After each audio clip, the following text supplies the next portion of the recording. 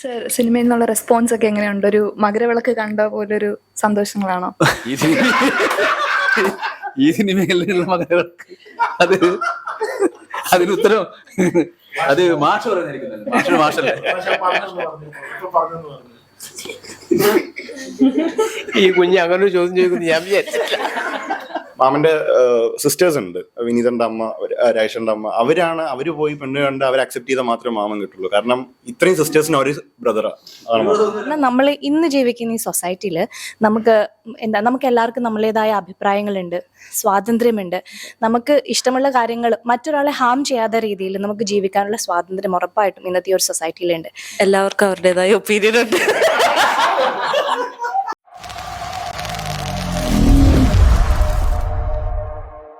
Hi, അപ്പോൾ എല്ലാവർക്കും നമസ്കാരം. ഇപ്പോൾ സിനിമ സൂപ്പർ ഹിറ്റ് ആയിട്ട് പോകില്ലേ? അപ്പം എനിക്ക് സംവിധായകനോട് മോഹൻ ചേട്ടനോട് ചോദിക്കാനുള്ളതാണ്. ചേട്ടാ, അരവിന്ദിൻ്റെ അതിഥികൾ സിനിമയ്ക്ക് ശേഷം സാർ ഒരുപാട് കാലമായി കണ്ടിട്ട് ഇങ്ങനൊരു അഡൽട്ട് കോമഡി സിനിമയുമായി പ്രേക്ഷകരിലേക്ക് എത്തുമ്പോൾ ഈ സിനിമ പ്രേക്ഷകർ സ്വീകരിക്കുമോ? എന്താണ് അതിൻ്റെ ഒരു ഗുഡൻസ്? ഒന്നുമില്ല. ആ കഥ കേട്ടപ്പോൾ ഞാനും വിനീതും രാകേഷ് മണ്ടോടി പറഞ്ഞപ്പോൾ അതുകൊണ്ട് ഞങ്ങളാദ്യം ചിരിച്ചു. അപ്പോൾ അതിൽ ചിരിക്കാനുള്ള, ജനങ്ങളെ ചിരിപ്പിക്കാനുള്ള ഒരുപാട് സ്കോപ്പ് ഉണ്ടെന്ന് മനസ്സിലായി. അങ്ങനെ അതിലേക്ക് നീങ്ങുകയാണ് ചെയ്തത്. അതായത് അരവിന്ദിൻ്റെ അതിഥികൾ കഥ പറയുമ്പോൾ മാണിക്യക്കല്ല് ഇങ്ങനെയുള്ള പ്രേക്ഷകരുമായിട്ട് അത്രയും കണക്റ്റായി നിൽക്കുന്ന ഒരു സംവിധായകനാണ്. അപ്പോൾ സാറ് ഇങ്ങനൊരു അഡൽട്ട് കോമഡി സിനിമ ചെയ്യുമ്പോൾ അല്ല, അങ്ങനെ അഡൽട്ട് ഒന്നുമില്ല. നമ്മളെ ആത്യന്തികമായ ഉദ്ദേശവും ആഗ്രഹവും ജനങ്ങളെ ചിരിപ്പിക്കലാണ്. ചിരിപ്പിക്കുക പല രീതിയിൽ ചിരിപ്പിക്കുക, അത് സതുദ്ദേശപരമായി ചിരിപ്പിക്കലാണ് ഞാൻ ഉദ്ദേശിച്ചത്. അപ്പം ഇതിൽ അങ്ങനെ ഒരു സാധനം പറയാൻ പറ്റും. പിന്നെ നമ്മളെ നാട്ടിലെ കുറേ ചെറുപ്പക്കാരിങ്ങനെ ഇതുപോലെ ജാതകം നോക്കി വഴിയാതെ തരാവുന്ന ഒരുപാട് അനുഭവങ്ങളുണ്ട്, ഞാനുണ്ട്. അപ്പം ഇതൊന്ന് നമ്മളെ രീതിയിൽ പറയാം. പിന്നെ ഒരു തലശ്ശേരിക്കാരൻ ചെന്നൈയിൽ ജോലി ചെയ്യുന്ന തലശ്ശേരിക്കാരൻ ചെന്നൈയിൽ നിന്ന് വെള്ളിയാഴ്ച പുറപ്പെട്ട് പെണ്ണ് കണ്ട് തിരിച്ചുപോയി. അങ്ങനെ എല്ലാ ആഴ്ച ഇതൊരു പതിവായി കഴിഞ്ഞ 5-6 വർഷം തുടരുന്നൊരു, അതിൽ തന്നെ ഒരു ഹ്യൂമർ ഉണ്ടല്ലോ. അങ്ങനെ അതിനെക്കുറിച്ച് ആലോചിച്ചു, അങ്ങനെ ഈ സിനിമ സംഭവിച്ചു. സർ, സിനിമയിൽ നിന്നുള്ള റെസ്പോൺസ് ഒക്കെ എങ്ങനെയുണ്ട്? ഒരു മകരവിളക്ക് കണ്ട പോലൊരു സന്തോഷങ്ങളാണോ? മകരവിളക്ക് ഞാൻ കണ്ടത് ഒരു ഡിവൈനിറ്റിയോടുകൂടിയാണ്. ഞാൻ ശബരിമലക്ക് 40 ദിവസം വ്രതെടുത്ത് 5.5 വർഷത്തിന്റെ ഫലമായിട്ടാണ് ഞാൻ കഥ പറയുമ്പോൾ ശേഷം ഒന്ന് കണ്ടത്. 3 തവണ മകരവിളക്ക് കണ്ടത്. ആ രീതിയിൽ ഈ സിനിമയിലുള്ള മകരവിളക്ക് അത് അതിനുത്തരം അത് മാഷ് പറയുന്നതായിരിക്കും. മാഷല്ലേ ഈ കുഞ്ഞ് അങ്ങനെ ഒരു ചോദ്യം ചോദിക്കുന്നു ഞാൻ വിചാരിച്ചില്ല. ഇഷ്ടായിട്ടാ, താങ്ക് യു മോളെ. നല്ല ചോദ്യം. അപ്പൊ ഈ ഒരു ജാതി ജാതകം ഇപ്പൊ ചിരിച്ചതുപോലെ ചിരിക്കാനുള്ള അവസരങ്ങളുള്ള ഒരു സിനിമയാണ്. ഇഷ്ടപ്പെടും എന്തായാലും. മകരവിളക്ക് കണ്ട സന്തോഷം ഉണ്ടാവും എന്തായാലും. സാറിന് എല്ലാവരും മാഷ് എന്നാണ് വിളിക്കുന്നത്. അപ്പോ ഇത്തരം ഒരു ലൈംഗിക ചൊവ്വയിൽ അഭിനയിക്കുമ്പോൾ സിനിമയിൽ അഭിനയിക്കുമ്പോൾ ഒന്നും കൂടെ പറയുന്നത് ലൈംഗിക ചൊവ്വയുള്ള ലൈംഗിക ചൊവ്വയാ? ഈ ലൈംഗിക ചൊവ്വയൊന്നും ഇല്ല പൊന്നുപോലെ. അത് കാണാത്തോണ്ട് ഞങ്ങൾ സിനിമ കണ്ടുവാ. സിനിമ കണ്ടു, 2 തവണ കണ്ടു. 2 തവണ കണ്ടു. ലൈംഗിക ചൊവ്വ എന്നല്ല, ഇല്ല, യഥാർത്ഥത്തിൽ നമ്മൾ പറയേണ്ടത് അതല്ല. ഇന്നിപ്പോ നാട്ടിൽ ഒരുപാട് ചെറുപ്പക്കാർ, എൻ്റെ നാട് എന്ന് പറയുന്നത് കാസർഗോഡ് ജില്ലയിലെ തടിയങ്കോൽ എന്നാണ് എൻ്റെ നാടിൻ്റെ പേര്. എൻ്റെ നാട്ടിലൊരു പൊതു അവസ്ഥയായത് ഇപ്പൊ 38 വയസ്സായിട്ടും കല്യാണം കഴിക്കാത്ത ഒരുപാട് ചെറുപ്പക്കാർ നമ്മുടെ നാട്ടിലുണ്ട്. അപ്പോൾ കാരണങ്ങൾ പലതാവാം. പുരുഷന്മാരെ സംബന്ധിച്ചിടത്തോളം കല്യാണം കഴിക്കാൻ എന്നെ ഉദ്ദേശിച്ചാണ്, എന്നെ തന്നെ ഉദ്ദേശിച്ചാണ്, എന്നെ മാത്രം ഉദ്ദേശിച്ചാണ്. ഓക്കെ, അപ്പൊ അതൊരു വിഷയം, വളരെ ഗൗരവമായിട്ടൊരു വിഷയമാണ്. എൻ്റെ നാട്ടിന് മാത്രമായിരിക്കൂല ചിലപ്പോൾ, കേരളത്തിൽ എല്ലാ സ്ഥലത്തും ഈ ഒരു വിഷയമുണ്ട്. ഗൗരവമായി ചർച്ച ചെയ്യേണ്ട ഒരു വിഷയം തന്നെയാണ്. അല്ല, ഇങ്ങനൊരു സിനിമ സെലക്ട് ചെയ്യുമ്പോഴേ മാഷ് എന്നുള്ള വിളി മാഷ് തന്നെയാണ്. രാഘവമാഷ റോളാണ് ഇതിൽ. നാട്ടിൽ ഇങ്ങനെ ഒരു വിളി മാറിപ്പോകുന്ന ഒരു പേടി എന്തെങ്കിലും ഉണ്ടായിരുന്നോ? ഒരു പേടിയില്ല. കഷായത്തിനെ കുറിച്ചൊക്കെ പറയുന്നുള്ളൂ. കഷായം നമുക്ക് ആവശ്യമില്ല കാര്യമില്ലേ. ഞാൻ എൻ്റെ നാട്ടിലിപ്പോ എൻ്റെ വാർഡില് ഞാൻ എല്ലാ മാസവും കർക്കിടക മാസത്തിന് നല്ല തൈലുണ്ടാക്കി കൊടുക്കുന്നുണ്ട്. നല്ല തൈലുണ്ടാക്കി കൊടുക്കുന്നുണ്ട്. ചർച്ച ചെയ്യും. കുഴപ്പമില്ല. ഞാൻ എന്നെ പറയാൻ തേച്ചു പറയാൻ അനുവദിച്ചില്ല. അതാണ് ഞാൻ അതിന്റെ ഫ്ലോ പോയി.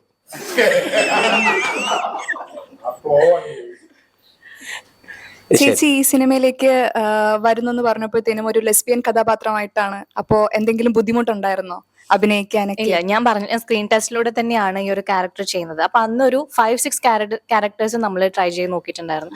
അപ്പൊ ഈ ഒരു ഗോപിക എന്നുള്ള ക്യാരക്ടർ ചെയ്തപ്പോൾ ഞാൻ മനസ്സിൽ വിചാരിച്ചു ഈ ക്യാരക്ടർ കിട്ടിക്കഴിഞ്ഞാൽ നല്ലതായിരുന്നു എന്നുള്ള രീതിയിലാണ്. കാരണം നമ്മൾ ഇന്ന് ജീവിക്കുന്ന ഈ സൊസൈറ്റിയിൽ നമുക്ക് എല്ലാവർക്കും നമ്മളേതായ അഭിപ്രായങ്ങളുണ്ട്, സ്വാതന്ത്ര്യമുണ്ട്. നമുക്ക് ഇഷ്ടമുള്ള കാര്യങ്ങൾ മറ്റൊരാളെ ഹാം ചെയ്യാത്ത രീതിയിൽ നമുക്ക് ജീവിക്കാനുള്ള സ്വാതന്ത്ര്യം ഉറപ്പായിട്ടും ഇന്നത്തെ ഒരു സൊസൈറ്റിയിലുണ്ട്. പിന്നെ ഈ ഒരു ഇപ്പം പണ്ടായിക്കഴിഞ്ഞാലും ഇങ്ങനത്തെ ക്യാരക്ടേഴ്സും ആൾക്കാരും ഇങ്ങനെ ലെസ്ബിയൻസോ അല്ലെങ്കിൽ ഗേ അങ്ങനെ പറയുന്ന ഒരുപാട് പേരുണ്ട്. പക്ഷെ പല പ്രാവശ്യവും നമ്മുടെ സിറ്റുവേഷൻസ് കാരണം അതൊക്കെ ഹൈഡ് ചെയ്ത് വെച്ച് ഒരു ജീവിതകാലം മുഴുവൻ ജീവിച്ച് തീർക്കേണ്ടി വന്നവരുണ്ടായിട്ടുണ്ട്. പക്ഷെ ഇപ്പം പാരൻസ് ആയിക്കഴിഞ്ഞാലും നമുക്ക് അവരോട് സംസാരിക്കാനായി കഴിഞ്ഞാൽ ജനറേഷൻ മാറി. ഇപ്പം പാരൻസ് ആയിക്കഴിഞ്ഞാലും അവർ തിങ്ക് ചെയ്യുന്നത് കുറച്ചുകൂടി ഓപ്പൺ ആയിട്ടാണ്. അപ്പോൾ ലെസ്ബിയൻ എന്നുള്ള ക്യാരക്ടർ ഈ ഒരു ക്യാരക്ടർ ചെയ്തപ്പോൾ എനിക്കതൊരു അങ്ങനെ ഒരു ടെൻഷൻ എന്നതിലൊക്കെ ഉപരി ഞാൻ ഹാപ്പി ആയിരുന്നു ഈ ഒരു ക്യാരക്ടർ ചെയ്യാൻ വേണ്ടിയിട്ടും. അത് യെസ്. സിനിമയിൽ ഒരുപാട് പേർക്ക് ഇഷ്ടപ്പെടുകയും ചില തരം ആൾക്കാർക്ക് സിനിമ ഇഷ്ടപ്പെടാതിരിക്കുകയും ചെയ്യുന്നുണ്ട്. അപ്പം ഇഷ്ടപ്പെടാത്ത ആൾക്കാരൊക്കെ പൊളിറ്റിക്കൽ കറക്റ്റ്നെസ്സിനെ കുറിച്ചാണ് പറയുന്നത്. അപ്പം സിനിമയിൽ പൊളിറ്റിക്കൽ കറക്റ്റ്നെസ്സിന്റെ ആവശ്യമുണ്ടോ? എല്ലാവരും കൂടിയായിട്ട് റിപ്ലൈ. ചിപ്പി മറുപടി നല്ലത്. ഈ ആധുനികതയുടെ പ്രതീകമാണ്. അല്ല അങ്ങനെയല്ലേ പറയുന്നത്? എല്ലാവർക്കും അവരുടേതായ ഒപ്പീനിയൻ ഉണ്ട്. ഇപ്പം ഒരു സിനിമയ്ക്ക് നല്ലതും ഉണ്ടാവും ചീത്തയും ഉണ്ടാവും. അത് ഓരോരുത്തരും കാണുന്ന പേഴ്സ്പെക്റ്റീവ് അനുസരിച്ചിരിക്കും. അത് അവർക്കൊരു ഫ്രീഡം ഉണ്ടല്ലോ, ഇഷ്ടപ്പെടണോ ഇഷ്ടപ്പെടണ്ടേ, it's all up to them. It's all up to taste അവരുടെ. സോ അതിന് നമുക്കൊന്നും പറയാൻ പറ്റത്തില്ല. പിന്നെ നെഗറ്റീവ് വരാം പോസിറ്റീവ് വരാം. നമ്മള് എല്ലാം എടുത്തിട്ട് സെലിബ്രേറ്റ് ചെയ്തു. That's all. ഫുൾ സ്ത്രീ വിരുദ്ധതയാണ് എന്നൊക്കെയാണ് കമന്റ്സിലും പോസ്റ്റുകളിലൊക്കെ വരുന്നത്. എനിക്ക് അങ്ങനെ പ്രത്യേകിച്ച് തോന്നിയിട്ടില്ല. ഞാൻ ഇതിലൊരു പോസിറ്റീവ് ക്യാരക്ടർ ചെയ്യുന്നത്. അറ്റ് ദി എൻഡ് ആ സിനിമ കണ്ടിട്ടുണ്ടെങ്കിൽ മനസ്സിലാവും കംപ്ലീറ്റ് മൂവി അങ്ങനെ ആയിരിക്കത്തില്ല. ഏറ്റവും ഇമ്പോർട്ടന്റ് ആയ ഒരു സംഭവം എന്ന് വെച്ചാൽ നമ്മള് ഈ സ്ത്രീ വിരുദ്ധത പറയുന്ന ക്യാരക്ടേഴ്സിനെ അവരെന്തുമാത്രം പൊട്ടത്തരം അല്ലെ അവരുടെ ചിന്താഗതി എന്തുമാത്രം ബാക്ക്വേർഡ്സ് ആണ് എന്നാണ് നമ്മള് സിനിമയെ കാണിക്കുന്നത്. മനസ്സിലായി? അപ്പൊ തുടക്കത്തിൽ നമ്മൾ അങ്ങനെ ക്യാരക്ടേഴ്സിനെ രജിസ്റ്റർ ചെയ്യുമ്പോൾ തന്നെ ഓബ്വിയസ്ലി അതിനൊരു മറുചടി ഉണ്ട്. കാരണം ഇങ്ങനെയൊക്കെ ചിന്തിക്കുന്ന ആൾക്കാരെ അവരെ ഒരിക്കലും ഗ്ലോറിഫൈ ചെയ്തല്ല നമ്മൾ കാണിച്ചിരിക്കുന്നത്. നമ്മൾ ഇവിടെ എന്ത് പറഞ്ഞിട്ടുണ്ട്? ഇപ്പം മാഷിന്റെ ഒരു ഡയലോഗ് ഉണ്ട്, മറ്റേ മാമ്പറത്തുള്ളവർമാരെല്ലാം മഴവിലാണെങ്കിൽ എന്റെ പെണ്ണുങ്ങളെ നമ്മുടെ വീട്ടിൽ കൊണ്ടാക്കണം 9 മാസം കഴിഞ്ഞ്. അപ്പൊ തന്നെ പൂജ ചേച്ചി പറയുന്നുണ്ട് സ്റ്റാൻഡേർഡില്ല. അപ്പം അത് ഈ ഗ്ലോറിഫൈ ചെയ്യാത്ത ക്യാരക്ടേഴ്സിന് അറിയാം എന്താണ് ശരി എന്താണ് തെറ്റെന്ന്. അപ്പം മാഷ് പറയുന്നുണ്ട് 1 മുതൽ 4 വരെ എല്ലാ സ്റ്റാൻഡേർഡും ഞാൻ പഠിച്ചിട്ടുണ്ട്, അതിനുള്ള സ്റ്റാൻഡേർഡ് നമുക്കില്ല. അപ്പൊ അതിന്റെ അർത്ഥം എന്ന് വെച്ചാൽ പഠിത്തം കുറവാണെങ്കിൽ ആൾക്കാർക്ക് അതിൻ്റെതായ ചിന്താഗതി ആയിരിക്കും. സോ മാഷിന്റെ കഥാപാത്രത്തിന് 4ാം ക്ലാസ് വരെ പഠിച്ച ഒരാളുടെ ഒരു ബോധം അല്ലെ അത്രയുള്ള ചിന്താഗതിയേ ഉള്ളൂ. അതിന്റെ അപ്പുറം പോയിരുന്നെങ്കിൽ ഒരുപക്ഷെ എല്ലാവരും ചിന്തിക്കുന്ന പോലെ ഭയങ്കര പോസിറ്റീവായിട്ട് ചിന്തിച്ചാണ്. പിന്നെ പൊളിറ്റിക്കൽ കറക്റ്റ്നസ് എന്ന് പറയുവാണെങ്കിൽ യെസ് ഓഫ് കോഴ്സ് ഇത് കുറെ നല്ല അടിപൊളിയായിട്ട് ഇത് കുറെ കിടിലൻ സാധനം പറയുന്നുണ്ട്. പക്ഷെ ആ ക്യാരക്ടേഴ്സിനെ ഒന്നും ഗ്ലോറിഫൈ ചെയ്തിട്ടില്ല. മൈ ഗോഡ് എന്ന് പറയുന്ന ഒരു സിനിമ ഉണ്ടല്ലോ, സുരേഷ് ഗോപി സാറ് ഹണി റോസ് അഭിനയിച്ച. നമുക്ക് ഈ സിനിഫെയിൽ മൂവി ഗ്രൂപ്പ് അറിയായിരിക്കുമല്ലോ. അപ്പോൾ ഈ ഗ്രൂപ്പിനകത്ത് ഒരുപാട് ചർച്ചകളൊക്കെ വരുന്നുണ്ട്. ഈ മൈ ഗോഡ് സിനിമ എവിടെ കാണാൻ പറ്റും, എന്ന് കാണാൻ പറ്റും, OTT-ൽ എന്നാ റിലീസ്, ഇങ്ങനെയുള്ള ചർച്ചകളൊക്കെ വരുന്നുണ്ട്. അപ്പോൾ നമ്മൾ ഞാൻ വായിച്ചു ഈവൻ പ്രേക്ഷകൻ എന്ന നിലയിൽ എന്ന് നമുക്ക് ആ സിനിമ ഞാൻ തിയേറ്ററിൽ കണ്ട പടം സിനിമ അതിനെ കുറിച്ച് ഇപ്പം ഉത്തരം എനിക്ക് പറയാൻ പറ്റില്ല. കാരണം അത് പ്രൊഡ്യൂസർ ചെയ്യേണ്ടതാണ്. അത് അവരെ എന്തോ വിഷയങ്ങളോ എനിക്കറിയില്ല. അത് കൊടുക്കേണ്ടതും ഒക്കെ അവരാണ്. അതുകൊണ്ട് അപ്പം അത് ഇനി എന്താണ് സ്ഥിതി എന്നുള്ള കാര്യം അറിയില്ല. ഇത് ചേട്ടന്റെ ഫസ്റ്റ് മൂവി അല്ലേ? അപ്പൊ വിനീതേട്ടന്റെ കൂടെ അഭിനയിക്കാൻ ഫസ്റ്റ് എന്ന് പറയാൻ പറ്റില്ല. ഞാൻ 2017 ഇറങ്ങിയ ആനന്ദമാണ് ഞാൻ ഫസ്റ്റ് ഫിലിം ആയിട്ട് ചെയ്തത്. ത്രൂ ഔട്ട് ആയിട്ട് ഒരു ക്യാരക്ടർ ചെയ്തത് ഈ ഫിലിമിൽ തന്നെ. അപ്പൊ വിനീതേട്ടന്റെ കൂടെ കിട്ടിയൊരു വേഷം, അപ്പൊ അതിനോട് എന്ത് പറയുന്നു? വളരെ സന്തോഷമല്ലോ. നമ്മളിപ്പോ ആർക്കായാലും ഒരു ആഗ്രഹം തോന്നുമല്ലോ കൂടെ അഭിനയിക്കണം. പിന്നെ മാമനായ മോഹൻ സാറിന്റെ പടത്തിൽ അഭിനയിക്കണം. രാകേഷ് ചേട്ടൻ അല്ല, ഞാനും മാമാന്ന് വിളിക്കുക, പണ്ടോട്ടെ മാമൻ തന്നെ വിളിക്കുക. രാകേഷ് ചേട്ടൻ സ്ക്രിപ്റ്റ് എഴുതണം. കുറെ നാളത്തെ നമ്മുടെ ആഗ്രഹമായിരുന്നു കൂടെ വർക്ക് ചെയ്യണം എല്ലാവരുമായിട്ട്. ഷൂട്ടിന്റെ സമയത്ത് നമ്മളെല്ലാവരും ഒരു ഫാമിലി പോലെ തന്നെ. ആരും മോഹൻ സാർ അങ്ങനെ ചെയ്യാവോ ആരും വയ്ക്കില്ല. മാമ ഇന്നതാണോ അതാണോ ഏട്ടാ ഒരു ഫാമിലി എങ്ങനെ പോകുന്നു അതുപോലെ തന്നെയായിരുന്നു ഷൂട്ട് മുന്നോട്ട് പോയിക്കൊണ്ടിരുന്നത്. ഓക്കെ. അപ്പോ ലൈക്ക് സന്തോഷമുണ്ട് ക്യാരക്ടർ ചെയ്തതിൽ, വളരെ ഹാപ്പിയാണ്. അപ്പോ ലൈക്ക് നല്ല റെസ്പോൺസും വരുന്നുണ്ട് തിയേറ്റേഴ്സിൽ നിന്ന്. ചിരിയാണ്, സന്തോഷം. ശ്രീനിവാസൻ സാറിന്റെ അളിയനാണല്ലോ. അപ്പോൾ നമ്മുടെ പ്രിയപ്പെട്ട എഴുത്തുകാരനും സംവിധായകനും ഒക്കെയാണ്. അപ്പോൾ സാറിന്റെ സിനിമകൾ, ശ്രീനിവാസൻ സാറിന്റെ സിനിമകൾ സാറിനെ എത്രത്തോളം സ്വാധീനിച്ചിട്ടുണ്ട്?